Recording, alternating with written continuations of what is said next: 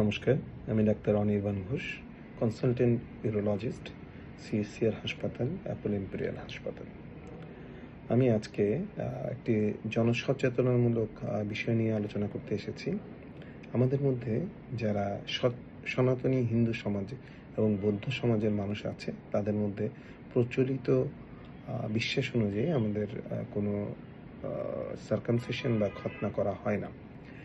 তো এসব ক্ষেত্রে খতনা করতেই হবে কোনো কথা নেই, কিন্তু অবশ্যই জন্ম পরবর্তীতে যখন একটু ছেলেরা 6 থেকে 7 বছর হয়, তখন পেনিসের মাথায় যে চামড়াটা থাকে, সেই চামড়াটা নিচে নামালে সেখানে একটু হালকা গন্ধযুক্ত সাদা ময়লা দেখা যায় পেনিসের ঠিক নিচে।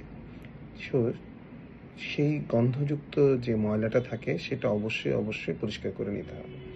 সেই চামড়াটা সরালে আস্তে সেই সাদা ময়লাগুলো দেখা যায়, সেগুলো পরিষ্কার করে নিলে আশা করা যায় যে পরবর্তীতে যে জিনিসটা আমাদের হয়, যেটা পরিষ্কার না করলে অনেক সময় পেনাইল কার্সিনোমা তৈরি হতে পারে, যেটা পরবর্তীতে ভয়াবহ রূপ ধারণ করে।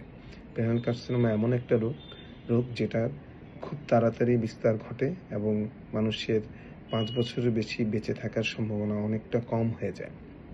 তো অনেক ক্ষেত্রে হিন্দু সমাজের মানুষ এবং বৌদ্ধ সমাজের মানুষের ক্ষেত্রে দেখা যায় যে এই ভিতরের সাদা অংশটা যদি পরিষ্কার না করা হয়, প্রিপুসেটটা নিচে নামিয়ে যদি পরিষ্কার না করা হয় বাচ্চাদের ক্ষেত্রে, এটা ইউজুয়ালি 6 থেকে 7 বছরের পর থেকে বাচ্চাদের ক্ষেত্রে করা যায়।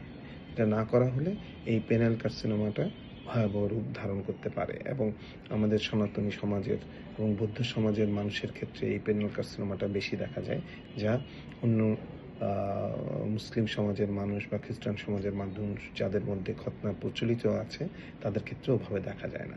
তো আমি সবাইকে অনুরোধ করব, অবশ্যই পরিষ্কার পরিচ্ছন্ন থাকতে হবে। প্রস্রাবের পরে অবশ্যই পরিষ্কার করে নিতে হবে প্রস্রাবের জায়গা। কিন্তু অবশ্যই যেটা করতে হবে, বাচ্চা জন্ম হওয়ার পরে 6 থেকে 7 বছর 8 বছর যখন হবে, তখন পেনিসের যে চামড়াটা থাকবে সেটা নিচে নামিয়ে অবশ্যই পরিষ্কার করে ফেলবেন।